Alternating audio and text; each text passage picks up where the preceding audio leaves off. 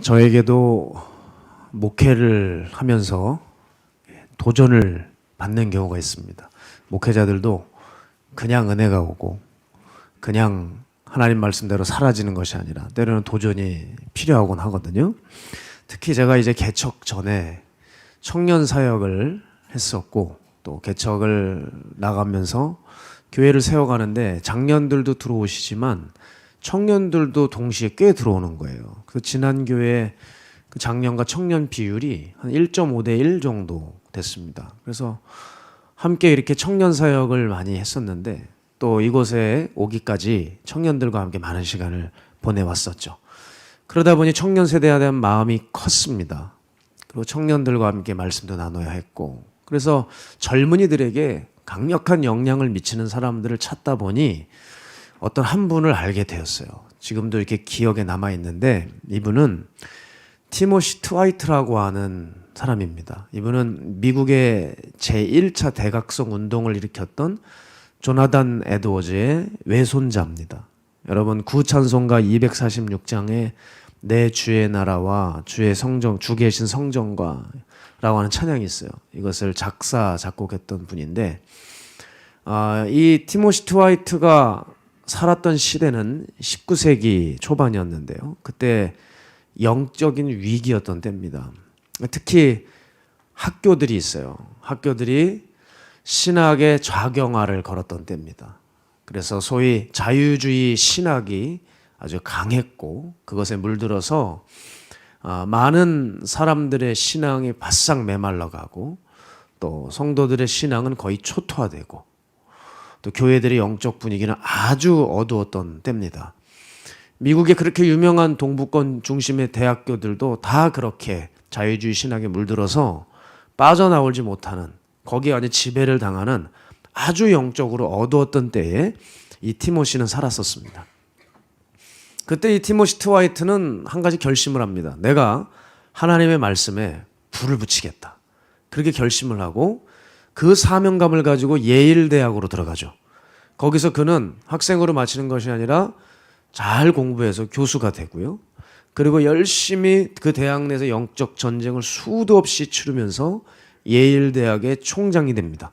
그렇게 총장이 된 그가 그 많은 학생들 앞에서 채플해서 설교를 하는데 그 수많은 젊은이들의 가슴에 불을 질렀습니다.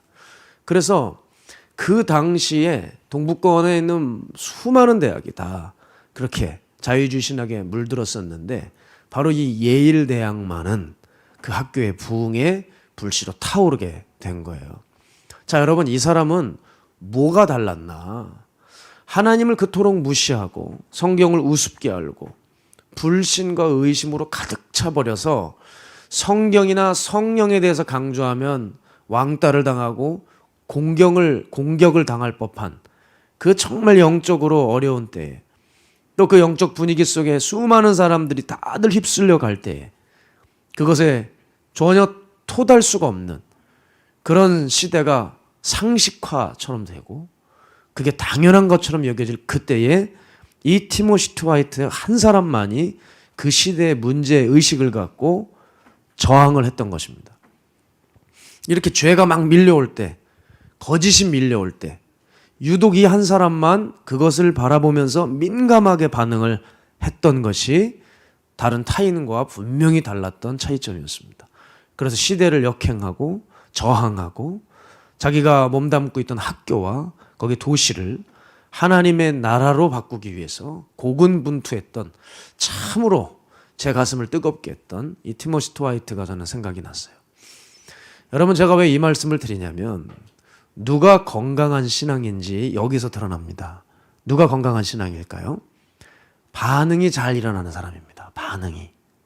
자, 제 목소리가 정말 멋있어졌습니다.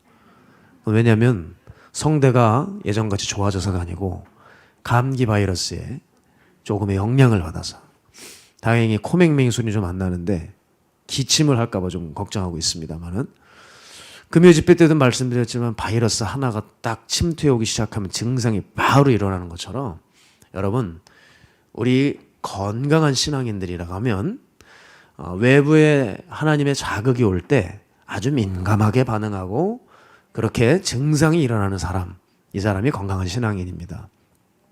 쉽게 비교를 해보면요. 제가 여러분 오해하지 마십시오. 연세 드신 분들을 폄하하는 게 아니라 한번 비교를 좀 해보겠습니다. 뒤에서 작은 소리가 나도 여러분 어린애일수록 화들짝 놀라요. 그런데 이제 연세가 드셔서 청각이 점점 쇠해지신 분들, 기능이 점점 떨어지는 노인분들은 어때요? 이렇게 들이번드시는 거예요. 그게 잘못된 게 아니에요. 기능이 떨어져서 그런 거예요. 저도 그럴 겁니다, 나중에. 맛있는 음식을 먹어도 애들은 어떻게 돼요? 막 반응이 와요. 벌써 그냥 더 주세요. 뭐 이런단 말이에요. 근데 노인분들은 어때요? 미각을 잃어가니까 무슨 맛인지 모르겠네. 그 소금 좀 줘. 이렇게 되는 거죠. 그러니까 노인분들이 음식을 하시게 되면 어때요? 젊으셨을 때 진짜 음식을 잘했던 분들도 미각을 잃어가니까 자꾸 음식이 짜지죠. 주사를 맞아도 애들은 막 자지러집니다. 막 소리치고 그래요. 근데 연세 많이 드신 분들은 어떨까요? 감각이 없다 보니까 이미 끝났는데 끝났어요? 어휴 수고하셨네. 이렇게 될 수가 있는 거예요. 아니 이게 웃긴 얘기가 아니라 정말 그래요. 저도 그럴 거라니까요. 여러분 비교해 보세요. 누가 건강한 거예요? 반응이 팍팍 일어나는 거예요. 영적인 것도 동일합니다. 지금 이렇게 설교를 하지 않습니까? 누가 반응이 확 일어나나. 지금처럼 재미난 얘기 같으면 이제 잘 들어요. 우리는 공감대를 자아내는 얘기는 잘 듣습니다. 그러나 또 본문으로 들어가가지고 오늘 눈치 보니까 삭개오 얘기하겠구만 이렇잖아요. 그럼 삭개오 얘기할 때 되면 또 이제 막 깊은 주님과의 뭐 좀 성경에 없는 교제를 깊이 홀로 그렇게 고독하게 하시는 분들이 계실 수 있는 거죠. 자, 영적인 것도 동일해요. 누가 반응이 잘 일어나느냐. 이게 나이와 관계가 없어요. 우리 교회에 제가 성함을 말씀드려도 될 것 같아요. 귀한 분이라. 성기순 할머님이라는 분이 계세요. 이분 고령이십니다. 근데 이분이 항상 제가 마가의 다락방에 부임해서 집회 때 보면 늘 앞자리 계세요. 혹시 이 자리 계신지 모르겠어요. 여기 사람이 많으셔서. 그 앞자리에 늘 계시고 필그림 교회에서 집회할 때 보면 늘 그렇게 첫 번째 줄, 두 번째 줄에 그렇게 앉아 계세요. 그런데 이분은 어떤 줄 아세요? 여러분 그냥 앉아 들으시죠. 이분은 이렇게 하면서 싹 이렇게 지켜보세요. 이렇게. 이게 허리가 아파서 구부리신 게 아니고 그냥 말씀이 듣고 싶으셔서 그러신 것 같아요. 제 생각에는. 청각이 얼마나 예민하신지요. 다른 사람들은 못 들어도 이분은 알아들으시고 끄떡거리시는 거예요. 그럴 때 얼른 제가 이렇게 봐요. 거기 멀쩡한 사지 멀쩡한 한참 젊은 애들이 있습니다. 저를 보면서 매지가이를 해요. 개숨 촤 눈을 뜨고 있는 거예요. TV나 그렇게 볼 것이지. 개숨 촤 하고 봐. 여러분, 제가 또 이제 설교하러 성전 입구에 들어가지 않습니까? 그럼 아주 건강하신 분들이 서 있어요. 환하게 웃으시면서 안녕하세요 목사님. 서서 환하게 웃습니다. 주보와 봉투를 여러분들에게 나눠드리더라고요. 그런데 말입니다. 그분이 영적으로 건강하냐? 아, 죄송한 얘기지만 언제 깨달아지느냐 깊은 것이.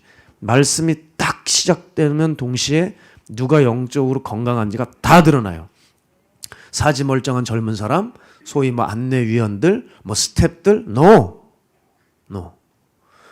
심령의 몸은 누가 가장 건강한 상태였는가? 그 할머님 성도님이요. 이분이 훨씬 건강하신 거예요. 여러분 이와 같이 우리의 심령의 상태는 무엇으로 알 수 있죠? 하나님의 말씀이 들어갈 때 얼마나 금방 반응이 일어나고 어떤 액션이 삶에서 취해지고 이것에 따라 내가 건강한 신앙인지 병든 신앙인지 내가 살아있는 신앙인지 죽은 신앙인지가 드러나게 되는 겁니다. 그런 의미에서 누가복음 17장에 보게 되면 나병 환자 10명이 치유되는 사건이 나옵니다. 사실 여러분 이 사건의 본질은 10명 나았다는 게 아닙니다. 그렇잖아요. 여러분 뭐 10명 나은 게 대수예요?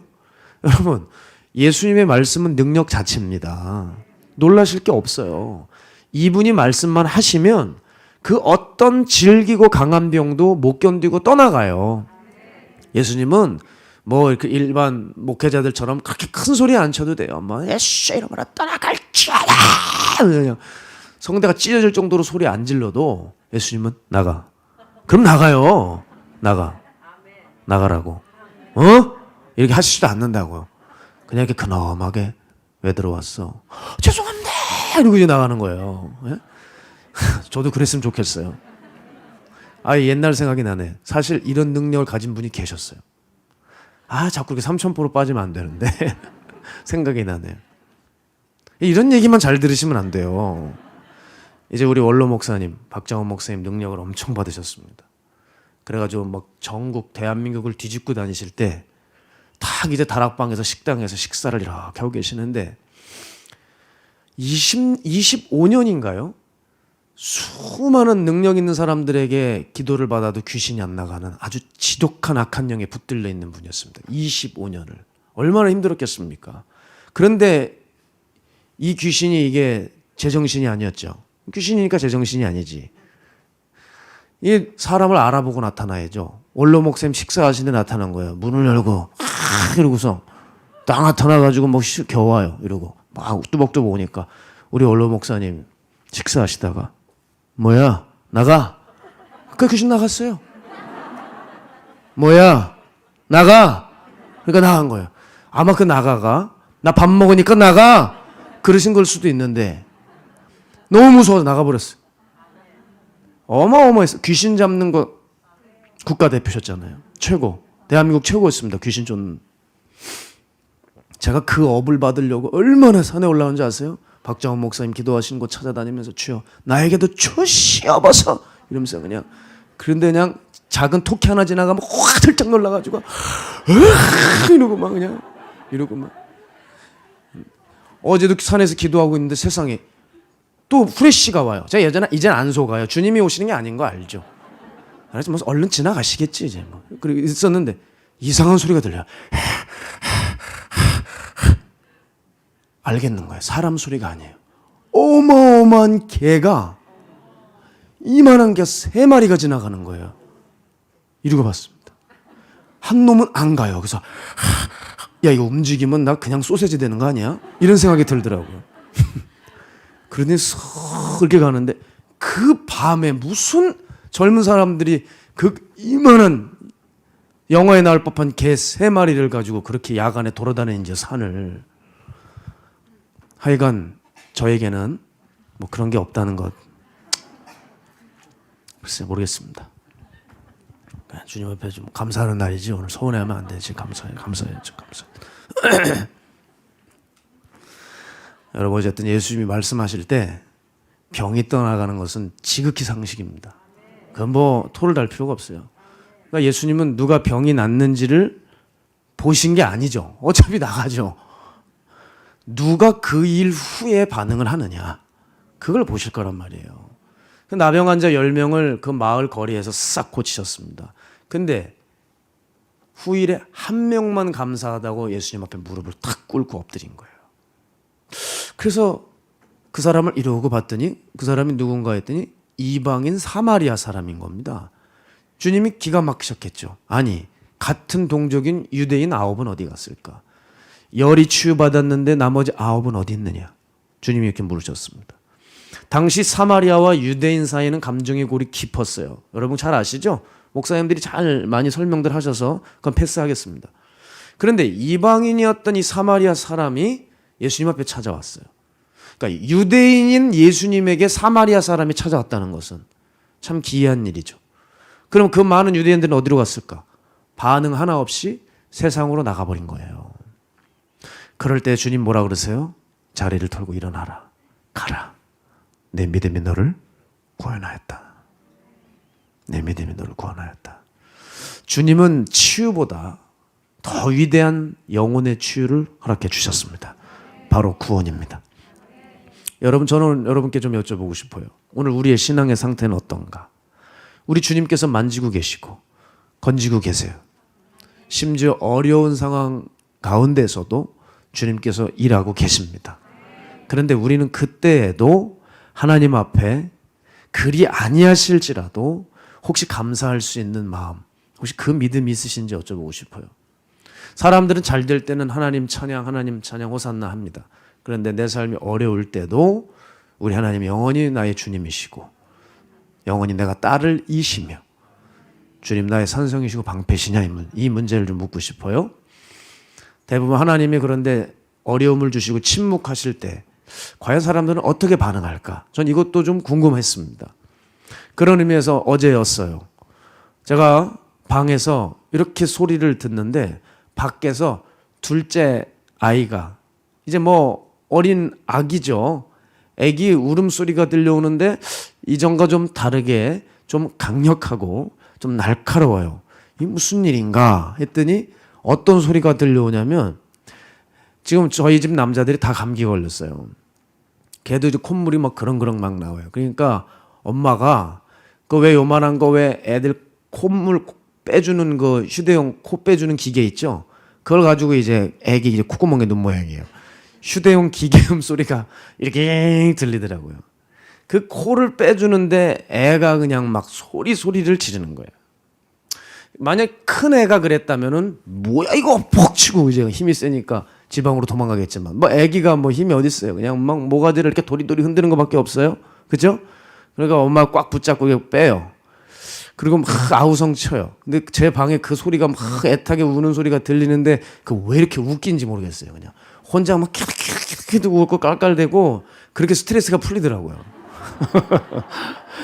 여러분 너무 웃긴 거예요. 그냥 그 상황이 혼자 나가보지도 않았어요. 저거 코 빼는구나. 웃겨요 계속. 여러분 근데 왜 웃길까요? 걔는 고통스러워요. 걔는. 근데 제가 웃는 게 문제가 돼요? 안 돼요? 될 게 하나도 없습니다. 왜냐면 저 좋으라고 하는 거 아니에요. 예? 만일 정말 해가 되는 것이었다면 제가 웃음이 났을까요?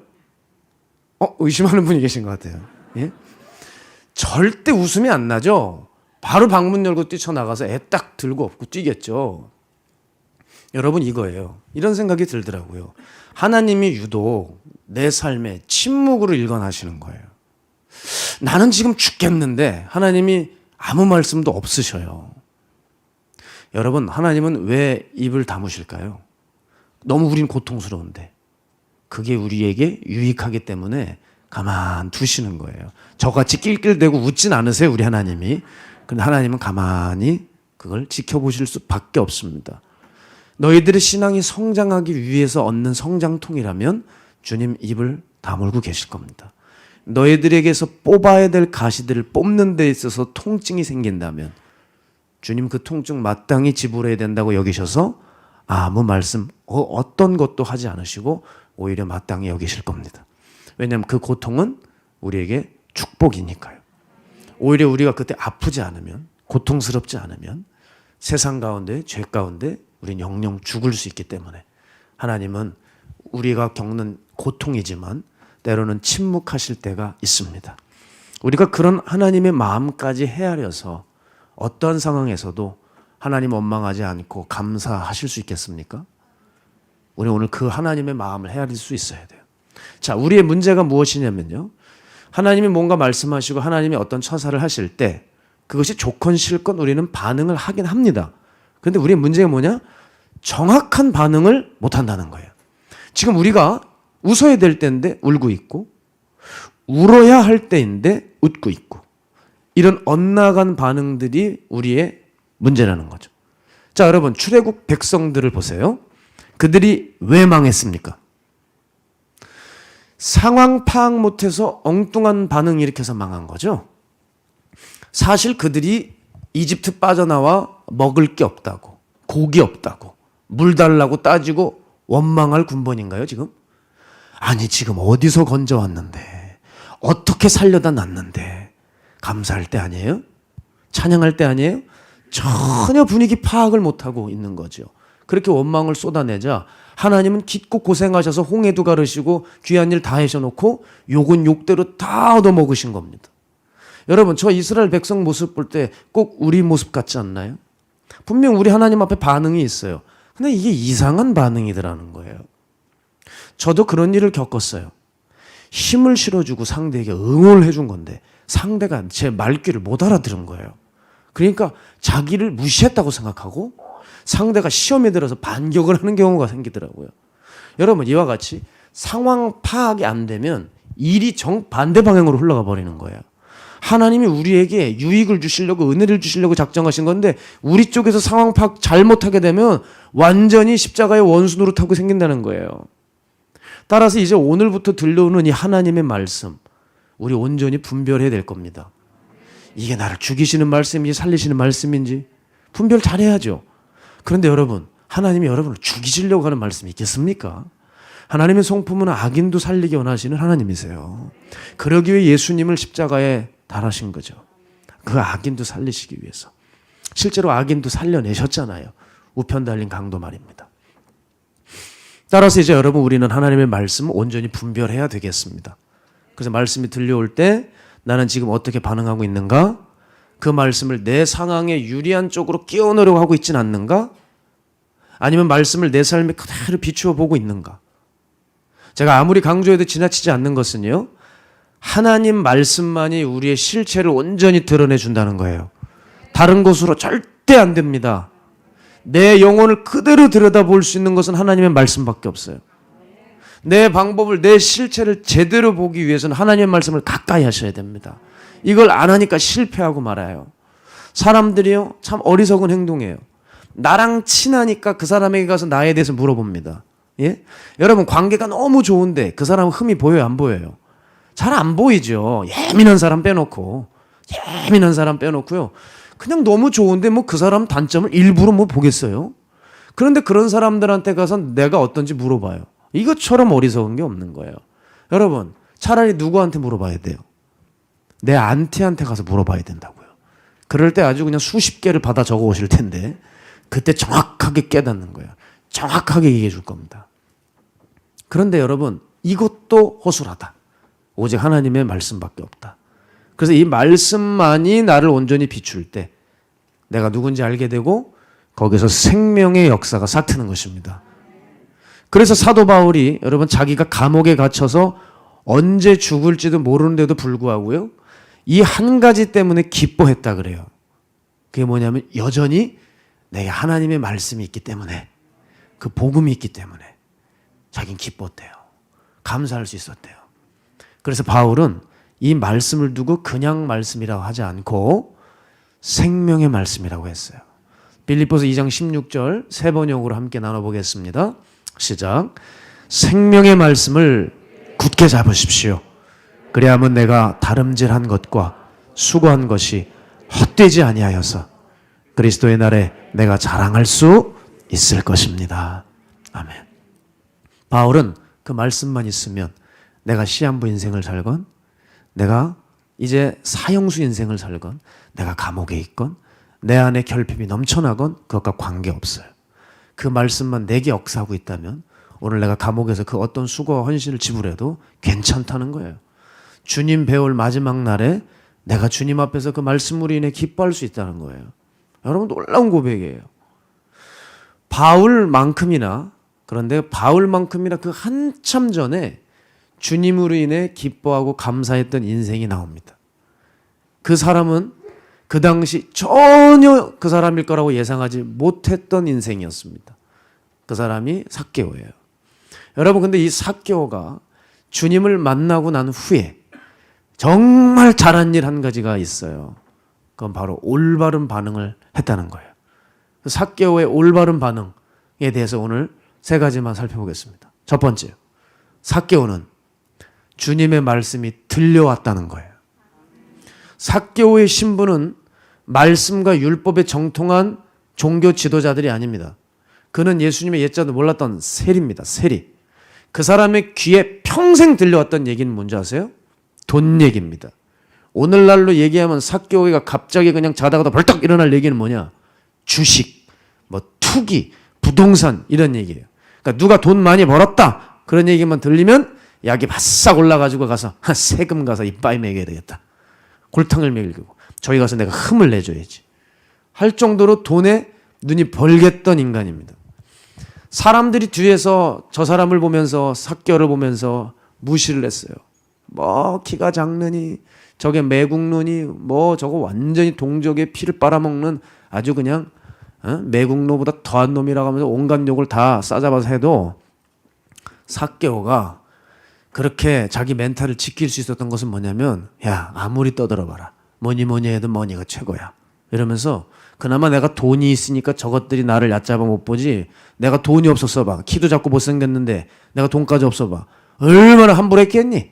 이런 얘기를 들으면서 아주 그냥 외롭고 지독한 모욕을 당해도 이것 붙들지 않으면 난 개털이야 해가지고 그냥 돈에 꽉 붙들려 있던 사람이에요. 여러분, 이런 사람에게 말씀이 들려왔다는 건 기적 아닙니까? 그죠?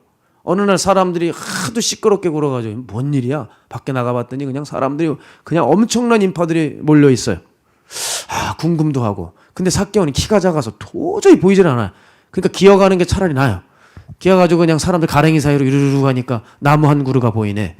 거기 뽕나무에 올라갔어요. 뽕나무 올라가자마자 그냥 보여요. 그냥 보여. 그런데 이상한 게 있어요. 예수님이 자기 시야에 딱 보이고 몇 명 되지도 않는 그 10명 넘는 남짓한 사람들 내로 이렇게 걸어오는데 자기 심장이 뛰기 시작한 거예요. 너무 뛰고 시작해요. 왜 이렇게 심장이 뛰지? 내가 돈 말고 이렇게 뛴 적이 없는데 막 뛰고 있는 거예요. 그런데 점점 예수님이 다가오는데 숨이 멎을 것 같아요. 그런데 갑자기 정말 나무에서 굴러 떨어질 만한 일이 생긴 거예요. 갑자기 예수님이 사람들 쳐다보는 것 같더니 고개를 탁 치켜드시더니 삭개오야, 삭개오야, 나무에서 내려오라. 기절할 노릇 아닙니까? 예?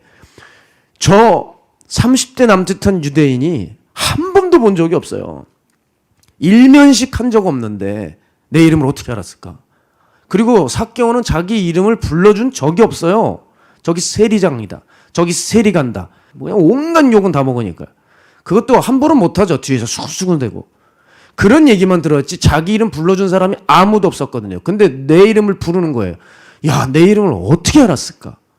그리고 저항할 수 없는 어떤 힘에 이끌려서 쏜살같이 내려오게 되는데 그 앞에 서자 주님이 말씀하시는 거예요.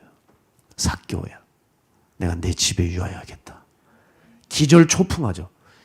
이름까지 들었는데 내 집에 오겠대요. 여러분, 삭개오의 집이 어딘지도 사람들이 알고 싶어 하지 않을 정도로 삭개오의 집을 알면 오늘 너무 재수가 없네 하면서 욕하고 돌아가고 얼른 피하고 싶었던 곳이 삭개오 집입니다.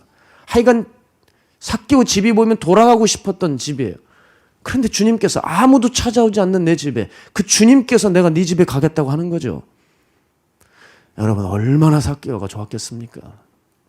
보세요.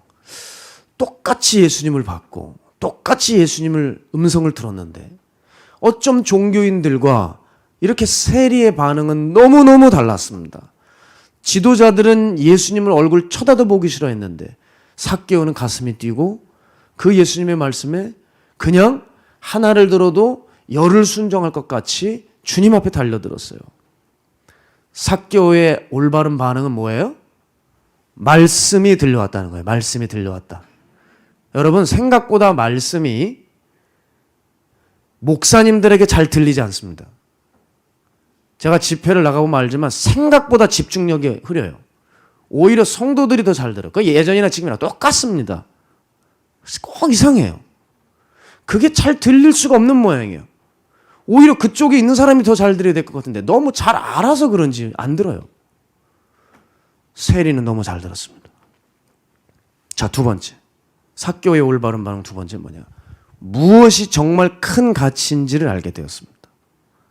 여러분, 어떤 사람이 더 큰 것을 얻었는데 작은 것에 연연하고 살겠습니까? 그죠? 여러분, 큰 집 갔는데 작은 집 돌아봅니까? 돌아볼 리가 없어요. 저도 어느 날 보니까 제게 있는 노트북이 이게 작동이 안 돼요. 노트북이 있어야 설교 준비를 할 거 아닙니까? 예. 이걸 어떡하지? 저는 한 번도 제 아쉬운 얘기를 다 내서 안 해요, 원래. 그러니까 내가 때려 죽어도 나는 내가 종이 자존심이 있지, 뭐 힘들고 어려워도 뭐 내가 뭐가 없어요, 부족해 이런 얘기 안 하거든요. 야, 이거 어떡하냐? 근데 돈이 없어요. 노트북이 좀 비싸요. 야, 이거 설교 준비가 어려운데. 근데 여호와 이래요. 하나님이 이걸 아시잖아요. 어떤 분이 그냥 기적처럼 돈이 들어오는데 딱 그 액수인 거예요. 웬일이야? 그냥 샀습니다. 그냥 사가지고 가지고 있는 노트북이 지금 제 노트북이에요. 얼른 새 것을 구매해서 하는데 얼마나 좋은지요. 전에 있던 노트북 어떻게 했을까요? 얼른 아내에게 줘버렸죠. 그럼 사지 마. 충분해. 그것도 괜찮아. 그래서 줘버렸어요. 그리고 저는 그냥 집에 와서 그냥 새 노트북을 가지고 신나게 말씀을 준비하는 거예요.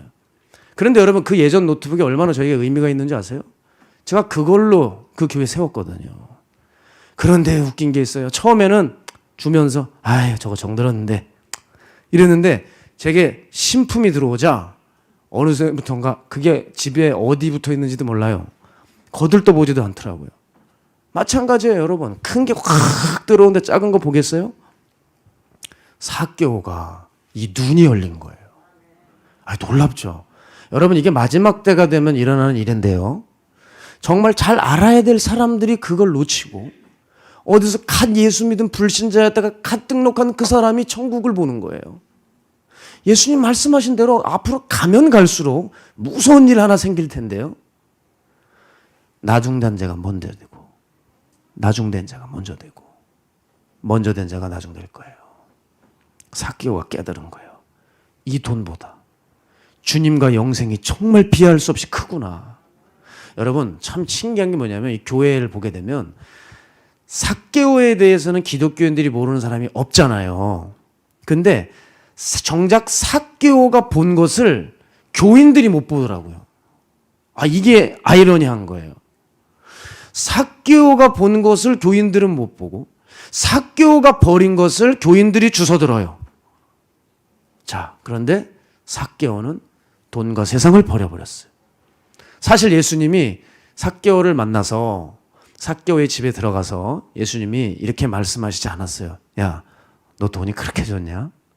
돈 버려야 돼. 그 돈 사랑하는 마음이 일만하게 뿌리가 돼.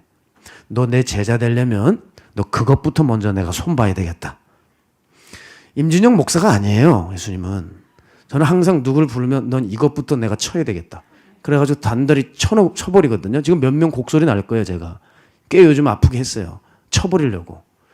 이제 시간이 없어요. 마지막 때라 빨리빨리 쳐버려가지고 일 시키려고. 예전에는 뜸을 댔거든요. 상처 주면 안 돼. 뜸을 한참 들였는데 요즘은 그냥 팍팍 쳐버려요. 그냥. 더 쳐버릴게요. 네. 쳐주세요 하는 사람이 있습니다. 팍팍 치는데 주님은 안 그러셨어요. 저도 이러면 안 될 것 같아요. 지금 생각해 보니까. 예수님은 딱 그 신방을 가셔서 뭐 하냐?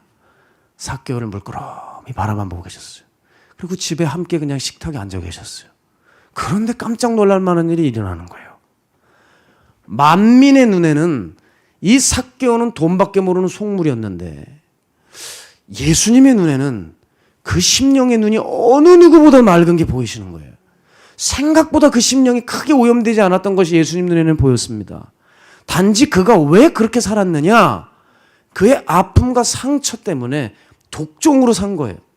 자기가 살기 위해서, 저들을 이기기 위해서, 저들의 무시에 안갚음하기 위해서 악착같이 돈을 모으려고 했던 것뿐이지 그의 본심은, 그의 본 바탕은 그렇게 악했던 것이 아닌 것이 주님의 눈엔 보인 거예요. 그래서 내가 저 사람을 만나면, 내가 저희와 함께만 해주면 그 심령은 금방 치유가 될 거야. 그걸 안 거예요, 주님은.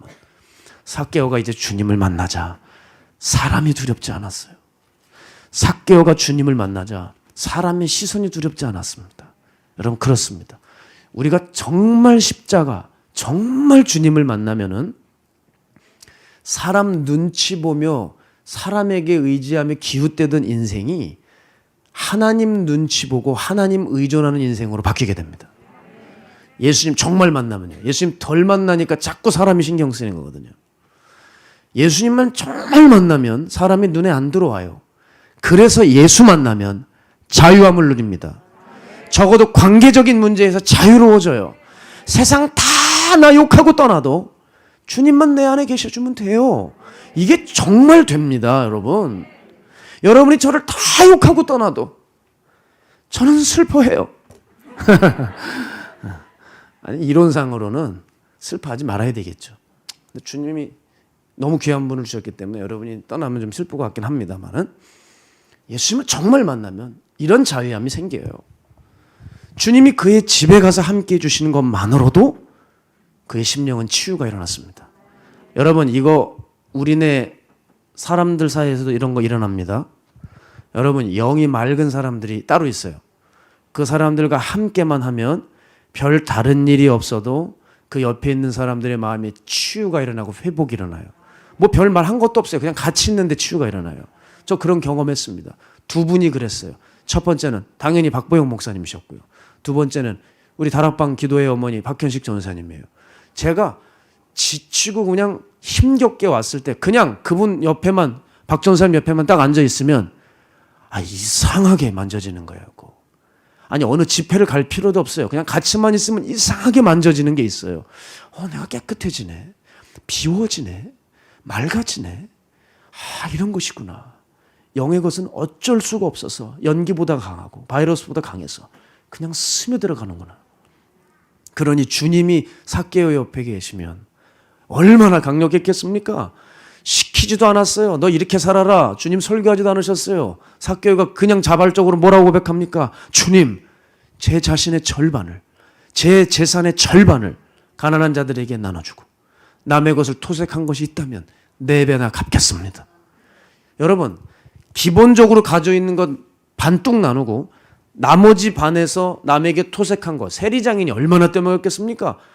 숱한 사람들 거 해먹었을 거예요. 그거 4배나 갚는다고요? 이건 무슨 의미인 줄 아세요? 나 알그지 되겠다는 거거든요. 나 이제 바로 거리에 내앉겠다는 거예요. 주님, 나 그런데 알그지가 돼도 상관이 없습니다. 주님, 나와 함께 계신 것만으로 저 충분합니다. 여러분, 이거 대단한 거예요. 대단한 거라고요. 어떻게 이렇게 살 수가 있을까? 진짜 큰 게 보인 거라니까요. 여러분, 이 목사지만 정말 속물 같은 게 뭔지 아세요? 아직까지도 천국이 정말 크다고 여겨지지 않을 때가 있는 거예요. 왜? 이 땅에서 조금 더 살고 싶어요. 이 땅에서 좀 누리고 살고 싶은 마음도 올라올 때가 있어요. 여전히 건강하게 살아. 여러분, 부끄러운 고백이지만 전 진짜 100살까지 살고 싶어요. 설교를 100년 동안 하라는 건 너무 힘든 얘기지만 100살까지 살아가지고 죽는 건 너무 싫어요. 속물이라니까, 속물. 주님이 지금 오시면 천국 갈 자신은 있어요. 솔직히 그래도 죄송해요. 너무 교만해 보이나? 아니에요. 천국 갈 자신도 없고 지금 오시면 뭔가 조금 아쉬운 거예요.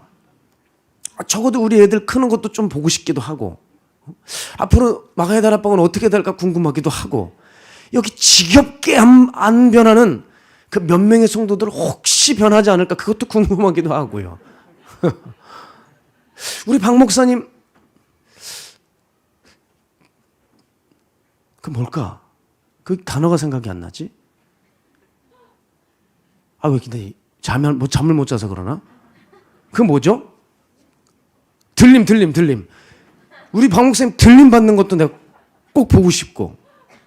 어떤 분이 그랬거든요. 우리 목사님은 안 돌아가신대요. 분명히 하나님이 그냥 들림 가게 하실 거래요. 그래서 목사님은 질색팔색 하시거든요. 그러니까 하지도 말라고. 그래서 이단되는 거라고 그러는데 왠지 또 그럴 수도 있지 않을까 혼자 생각도 하고. 하여간 저는 궁금한 게 많아요. 이것저것 호기심이 많아요. 어떻게 될까? 왜 이렇게 안 변하는지 속물인지 모르겠지만 저도 삭개오 형님에게 배우고 있어요. 그래, 너 종교인이라고 목사라고 껍데기 노릇하지 말고 진짜 속이 바뀌어야지. 천국을 사모하고 주님이 가장 귀한 분임을 알고 세상 버리고 돌아설 수 있는 거, 내 가장 귀한 것일지라도 주님 앞에 기꺼이 내어드릴 수 있고 딱 포기할 수 있고 버리는 삶을 살 수 있는 그 종이 되면 얼마나 좋을까. 혼자 이렇게 설교 준비하면서 혼자 이렇게 푸념을 늘어놓았습니다. 삭개오의 두 번째 올바른 반응은 뭐가 정말 큰 가치인지 깨달았다는 것이죠. 세 번째 삭개오의 올바른 반응은요, 바로 이거예요. 감사로 내 마음을 채워 넣었다는 거예요. 조금 지난 기사긴 합니다. 2011년도 뉴욕 타임스 기사를 보게 되면 감사할 줄 아는 사람이 어떤 결과를 낳느냐면 더욱 건강해지고 숙면을 잘하게 되고 낙관적이게 되고 인생의 만족도가 높아서 우울증이 걸릴 확률이 현저히 낮아지고 내가 사랑하는 사람뿐만 아니라 보통 사람들에게도 더 친절해진다고 하는 연구 결과를 본 적이 있어요. 여러분, 단순히 감사하는 삶에도 이렇게 삶을 바꿀 수 있대요. 그런데 여러분, 우리는 단순 감사 정도가 아니지요. 우리는 무엇을 감사하는 사람들입니까? 복음을 감사하는 사람들이잖아요. 여러분, 이 생각 해보셨어요? 사실 복음은 뭐예요? 원어로 보면 다이너마이트 같은 능력을 가지고 있는 거예요. 복음은 어마어마한 능력을 가진 강력인데 거기에다 감사까지 더해져요. 여러분, 복음이 감사의 옷을 입으면 이게 둘 다 강력한 것이기 때문에 복음과 감사가 우리의 삶에 꽉 차 있잖아요. 그건 역사가 터질 수밖에 없어요. 정말입니다. 복음을 내가 온전히 믿고 의심치 않으며 항상 복음을 들음에 감사하는 삶을 살면 여러분 삶엔 기적이 일어날걸요. 그런데 이 간단한 것을 우리는 놓쳐요. 사실 여러분, 우리가 하나님 앞에 쓰임받는 비결, 하나님 앞에 영적으로 승리하는 방법, 그 어려운 데 있지 않거든요. 이미 하나님이 우리 안에 다 흘려놓으시고 이미 들었던 것들이에요. 복음에 온전히 내가 잡히는 것. 그리고 세상 사람들도, 긍정적인 사람들 감사하잖아요. 그 감사를 이 복음에 접목해서 감사하는 삶을 사는 삶. 거기 기도까지 더해. 여러분, 누가 감당하겠습니까? 이 사람. 강력한 사람이 되는 거예요. 자, 보십시오. 사람들이 삭개오를 보면서 이런 인식들을 다 가지고 있었어요. 저기 죄 진창 바닥에서 놀다가 가까스로 구원받은 인물, 이렇게 평가를 하는 거예요. 그러나 여러분, 그 정도로 삭개오를 평가절하하시면 안 됩니다. 그런 평가는 삭개오의 겉만, 겉의 변화만 본 거지, 많은 교인들이 놓치고 있는 것은 뭐냐면 삭개오의 내면의 변화인 것입니다. 삭개오의 내면의 변화. 이게 아직까지 교인들이 잘 안 되시거든요. 삭개오가 예수님을 정말 만난 후에 뭐가 바뀌었냐? 마음의 감사로 가득 찼다는 거예요. 삭개오가 긍정적이고 낙관적인 사람이 아닙니다. 이 사람 요즘 말로 얘기하면 정신과 보내야 돼요. 약 먹어야 돼요. 내면이 어두워도 너무 칠흑같이 어두워요. 우울하죠. 뾰루퉁하죠. 독이 나 있죠. 열등감에, 분노에, 교만에, 탐심에, 이 자기가 자기를 괴롭히는 성격이라 불안과 긴장 가운데 살 수밖에 없는 인물인데, 이 자가 복음을 알자 감사가 충만한 인생으로 바뀌게 됐다는 거예요. 여러분, 도전을 받으셔야죠. 도전을. 또 설교로 듣고 삭개오에 대해서 첫째, 둘째, 셋째 노트에 적고 그냥 분석하고 끝내는 게 아니라, 여러분, 설교는 여러분 공부하는 게 아니라 뭐예요? 내 삶에 적용하는 거 아닙니까? 그러면 우리는 어때야 돼요? 지금 이 설교를 들을 때 나는 복음을 듣는 것에 감사하고 있느냐, 복음이 들린 것에, 이 말을 잘 들어보세요. 복음이 들린 것에도 감사하고 있는가?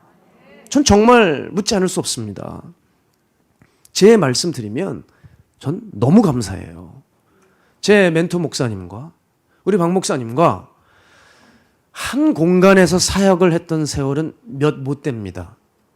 저는 전도사 배지 달자마자 성도 한 명도 없는 미자립 교회 섬기고, 거기 섬기다 보니 주님이 또 한 20명 되는 교회 또 섬기라 하셔서 그쪽으로 또 인도해 주시고, 그러다가 박보영 목사님이 인천 방주 교회에 계실 때 들어와라 하셔서 거기서 인턴 생활 했어요. 인턴 생활 여러분 2년 해야 되는데요. 2년도 다 못 채웠어요. 2년도 다 못 채우고 1년 반쯤, 1년 반도 안 됐을 겁니다. 아직도 한참 남았고, 한참 청년들이 좀 부흥하고 좀 해볼 만한 사역이 있을 때 목사님 또 저를 부르셔서 넌 이제부터 개척을 나가야 한다. 뭘 해볼만 하면 항상 쫓겨나는 삶. 또 나가서 그렇게 길튼교 개척을 하고, 그러다가 8년이라는 세월이 지나 요즘에 최근 한 6개월 됐나요? 이제 제가 부임한 지 6개월 조금 넘어가죠? 오래됐네요, 여러분. 근데 여기 와가지고 일이 많아서 꼭 6년 지난 것 같아. 6년. 6년을 있는 것 같은데, 목사님과 한 공간에서 사역을 한 거 세보면은 별로 사역도 같이 못했던 것 같아요. 물론 이제 마가의 다락방 기도원에서 늘 찬양 인도를 했고 설교를 했으니까 같이 있었지만요. 그래도 목사님과 한 공간에 있지 못했지만 제가 목사님 말씀을 파일로 들을 수 있었다는 것에 감사한 세월이 많았어요. 그로 인해 무엇이 날 살리는 말씀인지, 무엇이 죄와 세상에서 이길 수 있게 해주시는 말씀인지 제가 그때 깨달아서 그게 너무 감사했다니까요. 사실 여러분, 제가 오늘 2부 예배 때 오늘 목사님께서 이제 기도해 주시고 사람들 좀 안수 좀 해주셨어요. 너무 고생하셨거든요. 몸도 안 좋으신데 기도해 준다고 하니까 세상에 다 나오시는 거예요. 와, 설마 다 나올까? 정말 거의 다 나오신 거예요. 야, 이게 정말 예수님이 그 오병이어의 기적을 일으켰던 현장에서 사람들 안수하실 때 이런 모습이겠구나. 그냥 머리를 이렇게 대실 수밖에 없는. 그리고 가셨어요. 나가셨는데. 또 이제 3부 예배 하나도 안 오시겠네요. 나도 안수 받아야 되겠다 해서 2부 예배로 다 가서 각 예배가 또 텅텅 비는 거 아닌지 모르겠습니다만은 요즘 불안합니다. 그래도 이렇게 채워주셔서 감사해요. 예, 여기는 조금 비어 있는 것 같은데. 네. 불안합니다. 네. 무슨 얘기하다 여기까지 왔는지 모르겠지만 제가 그렇게 2부 예배 목사님 그렇게 가시고 제가 이 단에 섰는데 그렇게 감격이 밀려왔어요. 그리고 제가 정말 제가 지금은 여러분 다 집중시키려고 조금 재밌게 하려고 이렇게 하는데 이렇게 하지 않기로 작정을 했는데 꼭 올라가 좀 그래요. 누가 하나 이렇게 축 처져 있으면 빨리 이게 말씀 집중케 하려다 보니까 또 가끔 주접도 떨고요. 옛날에 안 그랬는데 그냥 할 말만 하고 딱 내려갔는데 이거 왜 이렇게 나는 요즘에 이렇게 야들야들해져 가는지 모르겠어요. 이게 좋은 건가 안 좋은 건가? 너무 다락방에 여자분들이 많으니까 주부의 영이 와가지고 이렇게 말이 많아지는 건가? 옛날에 안 갔거든요. 진짜 뾰족해가지고 칼같이 하고 그냥 내려가 버렸는데 이상하네 요즘에. 애아범이 돼가지고 그러는 건가? 나이가 점점 먹어서 그러는 건가? 앞자가 사자가 되니까 그러는 건가? 잘 모르겠어요. 단에 서 있는데 고개를 못 들겠더라고요. 너무 부끄러운 거예요. 이상하게 부끄러운 거예요. 그런데 주님께서 저를 여기 세워주셨더라고요. 그게 또 감격했어요. 혼자 은혜를 그냥 받고 있었습니다. 사실 여러분 제가 여기까지 올 수 있었던 것을 새삼 생각해 보면 훈련으로 인해서 여기까지 온 줄 알았어요. 그런데 그게 아니더라고요. 훈련을 하기 전에 감사가 전제로 깔려 있었다는 것을 깨달았어요. 여러분 생각해 보세요. 마가야 다락방을 만나게 하신 것이 감사하지 않았다면, 박 목사님을 만나게 하신 것이 감사하지 않았다면, 감사가 없었다면 제가 어떻게 순종하며 이 훈련에 착수할 수 있었겠습니까? 맞아요. 감사더라고요. 지금까지 사역의 주된 모토는 바로 감사 위에서 모든 것이 차곡차곡 쌓여졌던 겁니다. 만약에 제가 제 고향 춘천 떠나서 힘들게 여기까지 오고 제 꿈 다 버리고 여기까지 왔는데 감사가 없고 원명과 불평의 기반으로 이렇게 뭔가 신앙의 그런 연륜과 탑을 쌓아가고 있다고 한다면 이건 너무 문제가 많았을 것이라 생각을 들어요. 요즘 제 소망은 여러분과 동일한 것이라고 저는 믿어요. 바로 그 첫 마음. 제가 이 마가의 다락방에서 십자가를 알게 하신 그날, 종이라면 이렇게 살아가야 되는 걸 깨닫게 하신 그날, 그게 너무 감격해서 눈물을 흘렸거든요. 내가 그때에 그 2006년도 그 2007년도에 내가 그 첫 마음을 잃지 않겠다. 그리고 앞으로도 어떤 일이 있을지라도 감사를 잊지 않는 거. 여러분 이게 저의 요즘 소망이에요. 삭개오는요 자기의 것 다 팔았어요. 알그지가 되었습니다. 그런데 방에 누워서도 웃음이 패실 나오는 거예요. 어느 날 밤은 웃음을 넘어 눈물이 뺨에 흐르는 거예요. 그렇게 감격의 밤을 혼자 보냈습니다. 왜? 주님이 내게 와주셨구나. 나 같은 자에게 주님이 내 이름을 불러주시고 그렇게 그 길목에서 나를 부르시고 내 집에 찾아오신 그날에 사람에 대한 원망으로 살한 거예요. 너희들이 나를 미워해? 아니야. 내가 너를 버릴 거야 하면서 세상이 나에게 등 돌리기 전에 내가 너를 이미 버렸고 내가 세상을 이미 버렸어 하면서 살았던 그 삭개오의 병든 인생이 살아계신 주님 그날 만난 후에 사람을 이해하게 되고 그들과 함께하게 되고 그들에게 귀한 것들을 나눌 줄 아는 그 사람이 된 것이죠. 여러분 이제 사람들이 그가 지나다닐 때마다 야 저기 꼬마 간다, 저 매국노 자식 간다, 저기 세리 간다 손가락질하고 수군거렸어도 주님 자신을 만나주신 그 나무만 보게 되면 모든 것을 다 참을 수 있는 그 사람이 된 것이에요. 여러분 그래서 이 감사라는 건 뭔지 아세요? 지금 당면한 상황을 확 틀어 뒤집고 역전시킬 수 있는 강력임을 저는 알아요. 최근에 제 아내에게 이 감사의 은혜를 저에게 하나님이 알게 하셨어요. 그래서 제가 일하고 있는 아내에게 붙들어 놓고 그냥 여기 앉아봐 그랬습니다. 내가 요즘 깊이 깨닫는 게 있는데 그 어떤 기도보다 어떤 큰 노력을 해서 주님께 기쁨을 드리는 것보다도 야, 삶을 아주 능숙하게 풀어가는 힘이 있더라. 그게 감사더라. 아, 그 이상한 거예요, 여러분. 감사가 그래요. 왜냐면요, 제 삶에 깨달았어요. 화가 올라올 때요, 그 상황을 감사를 해버렸더니요, 노여움이 풀어져요. 정말 일이 풀리지 않을 때가 있었거든요. 근데 확 감사해버렸어요. 그랬더니 일은 풀려지지 않는데 그 상황을 받아들일 수 있는 마음이 생기는 거예요. 미운 사람이 생겼어요. 확 감사했어요. 저 사람이 나를 찔러? 감사해요, 주님. 그런데 그 사람이 글쎄 이쁜 모습이 보이더라니까요. 해보세요. 제가 이뻐질 거예요. 설교가 안 풀릴 때 있어요. 정말 미치겠어요. 머리를 쥐어짜요.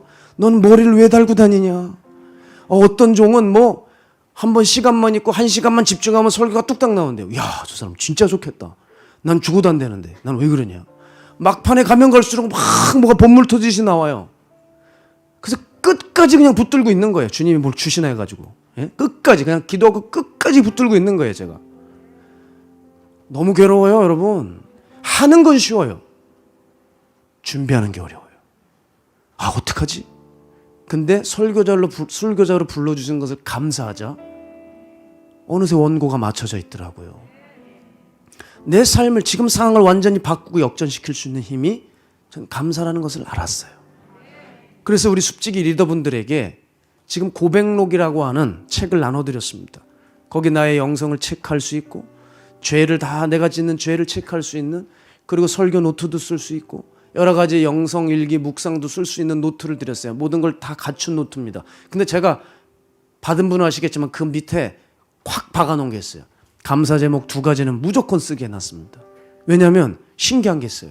아무리 삶이 힘든데 거기다 감사의 제목을 찾아서 적을 때, 그걸 붙들고 기도할 때 삶이 이상하게 열려지는 느낌을 받는 거예요. 상황이 나아지지 않아요. 그리 아니하실지라도 상황을 받아들이고 또 넉넉히 이기는 힘을 주님이 주시더라고요. 그래서 거기 그렇게 감사의 2가지 제목을 적으라고 박아놨습니다. 혹시 그 책자가 필요하신 분들은 뒤에 스태프들에게 말씀해 주시면은 여러분들에게 드리겠습니다. 무료입니다. 대신 하셔야 돼요. 여러분, 그렇습니다. 감사는 훈련이에요. 감사는 감사할 조건이 되고 상황이 됐을 때 감사가 나오는 게 아니라 그리 아니하실지라도 행하는 훈련이더라고요. 그렇게 감사는 내 선택입니다. 내가 오늘 이 상황 속에서 감사를 붙들지 감사를 놓칠지, 철저히 감사는 선택이고 그 감사는 평생에 걸친 훈련입니다. 저는 언젠간 이 감사의 능력에 대해 설교하고 싶었지만 전 사실 절기설교를 잘 안 해요. 항상 회개와 거듭남과 천국지옥만 설교했거든요, 교회를 세울 때. 근데 이상하게 이번에는 감사의 말씀으로 주님 저에게 강권하셨어요. 그래서 지금 감사를 전하고 있습니다. 우리 중에 분명히 들어야 될 사람이 있다고 저는 믿습니다. 여러분, 감사는 의도적으로 우리가 선포하는 것입니다. 우리가 믿음으로 감사는 해나가는 겁니다. 따라서 삶이 막힐수록, 억울한 일을 당할수록, 잘 풀리지 않을수록 감사하고 또 감사하게 되면 나도 이기는 자가 될 것입니다. 그런 의미에서 시편 50편 23절 우리 함께 읽을까요? 시작. 감사로 제사를 드리는 자가 나를 영화롭게 하나니 그의 행위를 옳게 하는 자에게 내가 하나님의 구원을 보이리라. 아멘. 여러분, 오늘 이 시대를 살아가며 특별히 오늘 누가 나에게 도전을 일으킬 자 누군가요? 바로 신앙의 올바른 반응을 일으키는 사람입니다. 어떤 반응이에요?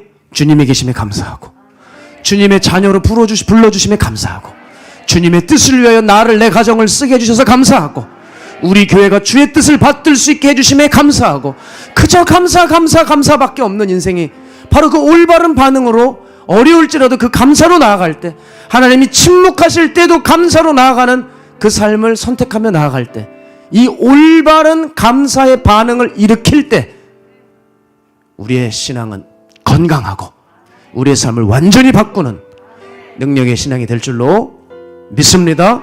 꼭 그 신앙인 되시길 축복하면서 우리 함께 준비하신 예물 하나님 앞에 봉헌하며 나아갈 텐데요, 오늘 특별히 특송을 시간이 준비되어 있습니다. 늘 찬양 인도로 섬기고 있는 우리 김성빈 간사님과 또 청년부의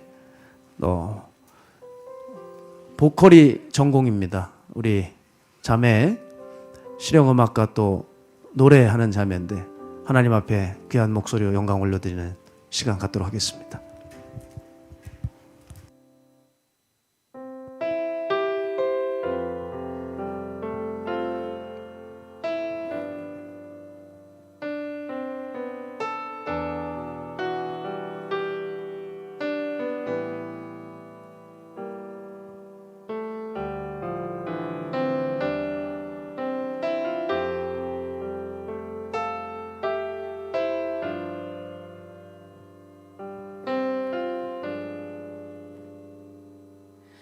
나를 지으신 이가 하나님,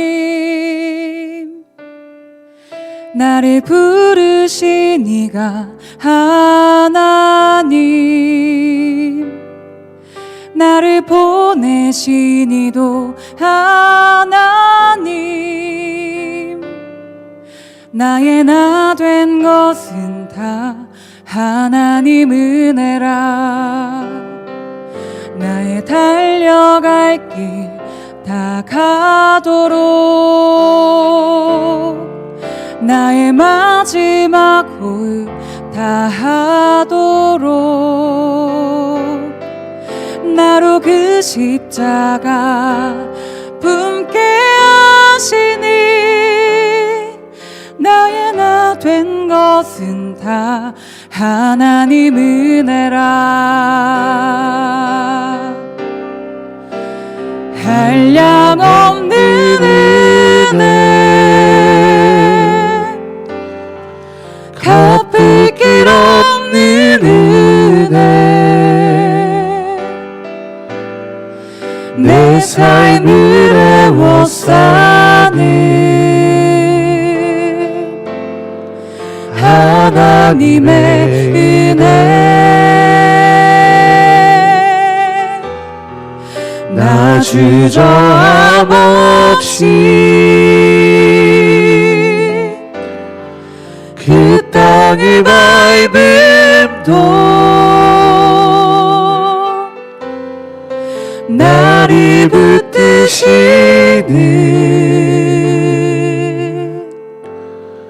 하나님의 은혜.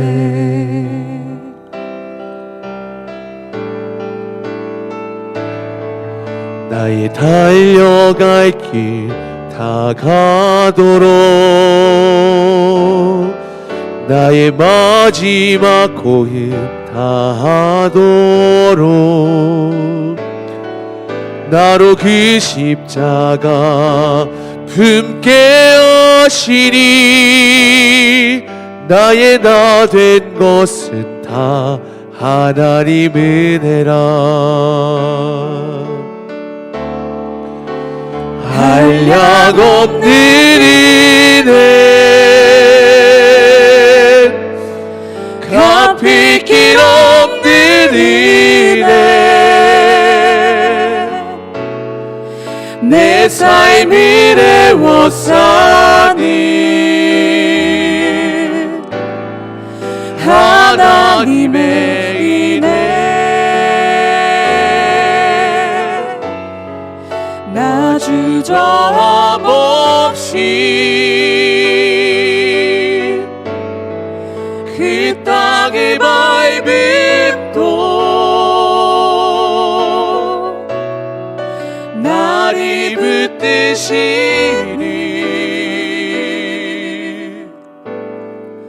하나님의 은혜.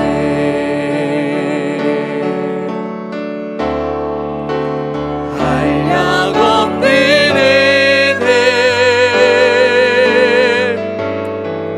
갚을 길 없는 은혜, 내 삶을 애워싸는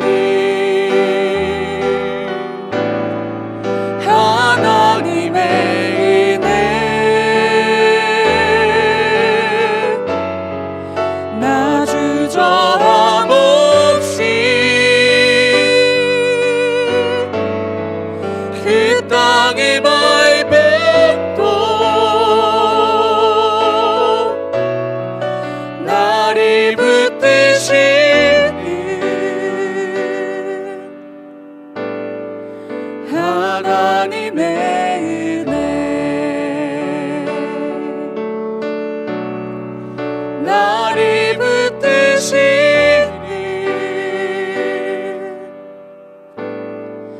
하나님의 은혜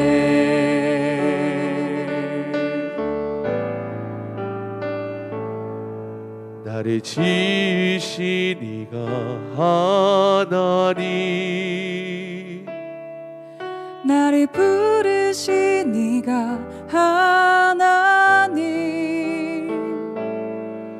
나를 보내시니도 하나님 나의 나 된 것은 다 하나님 은혜라. 아멘. 할렐루야. 하나님 앞에 영광의 박수 올리겠습니다. 아멘. 우리 드려진 예물 위해 잠시 기도하겠습니다.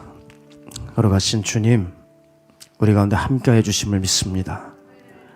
어제나 오늘도 영원토록 함께하신 주님을 찬양합니다. 그리 아니하실지라도, 내가 원하는 것 주시지 않을지라도, 주님 내 옆에 계셔 주심만도, 우리 안에 성령님 보내주신 것만으로도 우린 충분히 감사합니다. 삭개오의 올바른 반응이 오늘 우리에게도 나타나게 하여 주셔서 우리 신앙이 병들고 절지 않게 하시고 어둡고 죽은 신앙이 아니라 펄펄 살아서 생명력을 바라는 강력한 주의 백성들 모두 되게 하여 주시옵소서.